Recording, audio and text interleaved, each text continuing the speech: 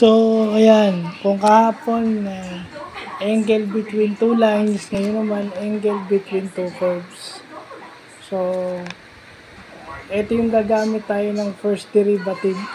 Pero dapat kunin muna natin yung kanilang point of intersection. Pero ang uunahin natin is yung intersection nila is at the origin or yung 0, 0. 0 yung x, 0 yung y. So, origin.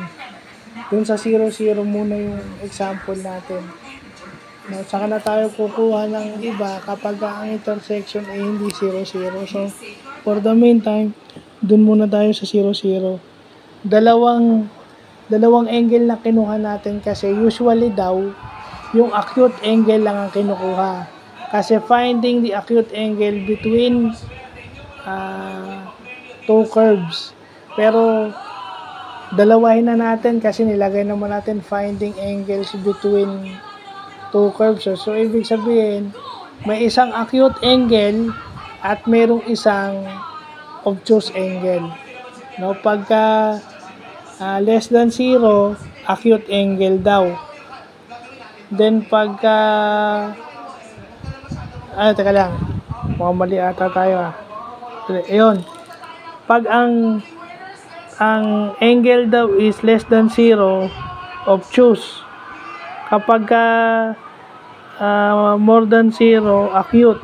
So, ang kinukuha natin is yung acute lang. Pero, nag-iba tayo kasi supplementary yung obtuse angle.